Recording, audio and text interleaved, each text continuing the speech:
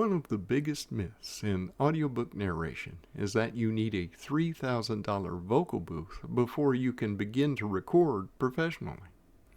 I'm here to tell you that's simply not true. Would a professionally built booth be better? Absolutely. Is it required to get started? No. Hi, I'm Steve, and I've spent over 30 years in broadcasting, and I'm a retired broadcast engineer, now narrator, and I have produced over 30 audiobooks. I don't currently own a dedicated vocal booth, yet my books continue to be accepted. This is my audio booth, my office. What you're hearing right now is my Yeti, unfiltered, no EQ, no nothing. This is straight Blue Yeti. So this is what I record with. I have a good set of headphones. This is my Blue Yeti. I have a wind filter on it. I have a pop filter in the front. It's a wraparound kind I bought specifically for the Yeti, and that's what I use. Now, do I have other equipment? Yeah, I have. I have a Motu interface. I have the Scarlett Solo interface. I have Shure microphones. I have Rode microphones. Why use the Yeti? Well, let me tell you. I can take this Yeti. For one, I get good results with this Yeti. And two, I can take this Yeti, I can unplug it, I can plug it into my laptop, I can record wherever I'm at. Okay, let's go over a few key points. The internet confuses ideal with required. A booth is ideal. Is a booth required? No. Many YouTube channels unintentionally make beginners think they cannot start without one. If you're like me when you started out, you thought, I need a $2,000 microphone and a $3,000 booth and a $1,000 interface, and you never record anything. So, I'm here to say, yes, you can. The perfect studio you don't have is less useful than the modest studio you use every day. This is my studio. I have recorded. I'm not talking to you from theory. I'm talking to you from experience. I have recorded several audiobooks. I have several in progress, and I get offers all the time. How many auditions? Well, don't give up on your auditions. When I started out, I did around 100 auditions before I ever landed my very first audiobook. It's a process. And even today, I may do 20 or 30 auditions before I land a book. That's not a matter of, oh, they don't like you or you sound bad. That's just maybe you weren't a fit for the book.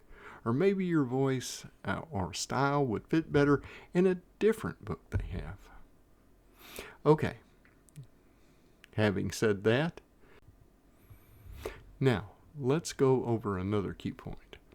Performance matters more than gear. Listeners buy stories. Listeners buy information. Listeners do not buy microphones. You can have an amazing microphone, but do a boring performance.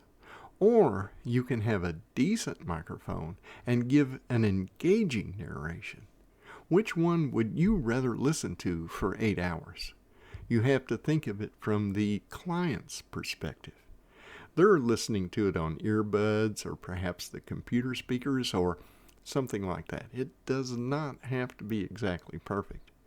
Now, my audio, I have it tweaked down to where it comes out with a very, very good noise floor and the exact ACX specifications. So I have it narrowed down. And in future videos, I'm going to show you exactly how to set up your DAWs and get, that good ACX quality so that you can go out there and start producing audiobooks. Now let's go over DAWs. What DAW should I use? Well, there is a key here. Use whatever DAW you're most comfortable with. I use Adobe Audition. I use Adobe Audition because I can edit faster in Adobe Audition than I can in anything else. I have used Reaper. I have used Audacity. And I'm here to tell you, I can get the same ACX quality audio from any one of those DAWs. And I like all of them. I like Reaper. I like Audacity. I just edit faster in Adobe Audition. Use whatever you're comfortable with, whichever one you can make your edits and record with ease. If you know all the buttons and features in Audacity, by all means use Audacity. If you know Reaper, use Reaper.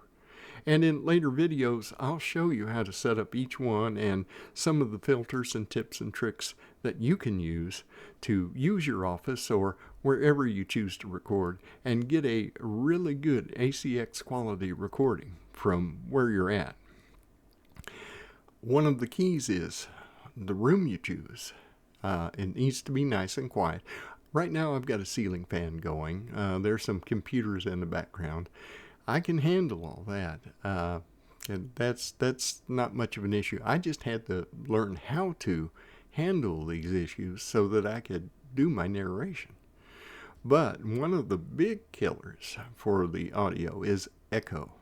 Make sure that the room you pick to record from doesn't have echo. That's very hard to deal with. It can be done, but it's very difficult to deal with and still have your audio sounding really good.